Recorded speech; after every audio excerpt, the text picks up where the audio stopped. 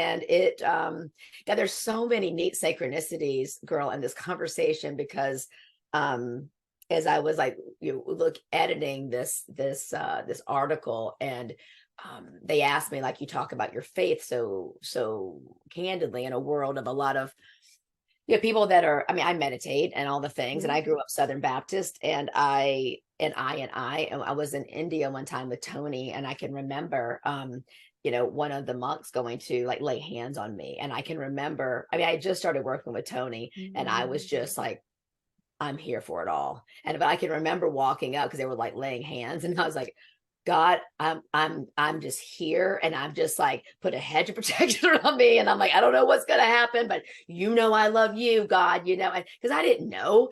But this was back a long time ago. It was like over 10 years ago, and I was still kind of stuck in the rhetoric of the legalism and all.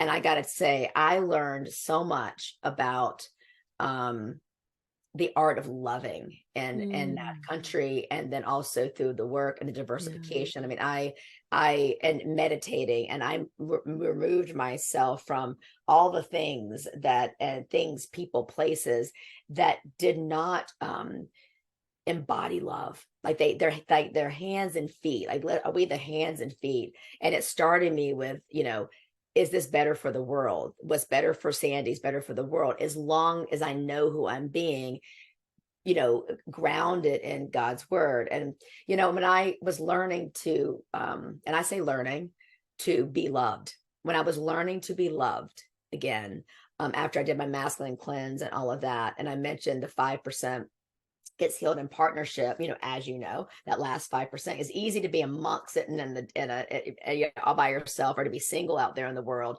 Believe it or not, ladies, it actually is easier to be single, even though you might be thinking that it's not.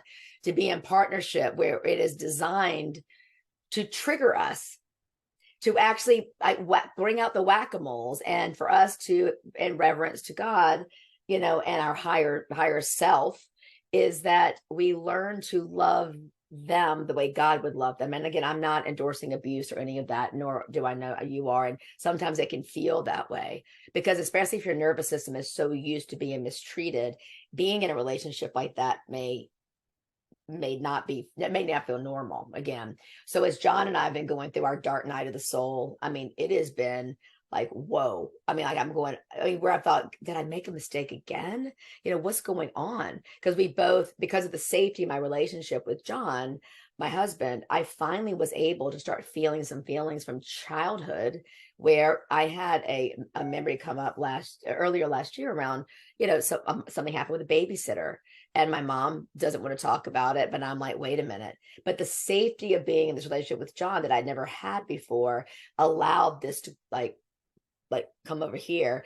And I went into some deeper trauma work, which I now really bring into my work as well. I mean, my work is a lot of fun, and we bring in the awarenesses, right? Because I don't think healing and transformation needs to be so arduous. Then you've gotten to know me here. I think fun is good, and bringing in those 10 versions of us. But yeah, and the partnership piece, I think it's just learning how to love another while we actually hold the boundaries within ourselves, and honor like the feminine in our partner as well. Because I think the more we can hold space for them, now, without them bleeding all over us, because let's face it, I mean, a masculine man that we're constantly seeing bawling and squalling is not going to be a turn on, number one, nor is it going to feel safe.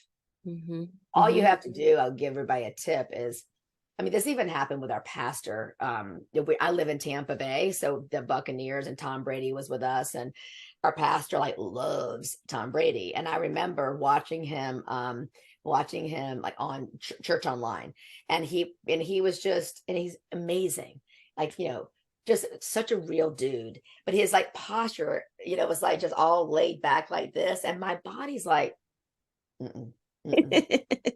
And nothing to do with what he had on. I mean, we're in Florida, super cash, but it was because our brain it's a primal brain. This brain here, we are always scanning to see if we're safe, especially women, a more feminine being, right?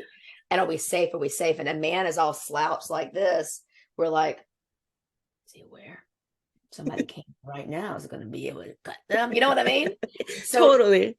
Yeah. And I know that because you were in charge for so long. And So yeah, I mean, those kind of simple things like that, when I can just share with women, and even if it's just 5% deeper in their understanding of themselves, feeling into their body.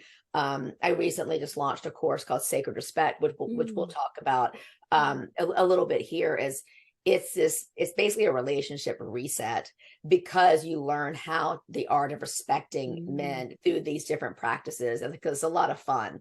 Yeah, I studied Dr. Emerson, who wrote the book Love and Respect. And, I was able to take a lot of that teaching and then bring it into my speak. So I'll actually share a link with you about Sacred Respect, and maybe we'll put that in the show notes Oh, too.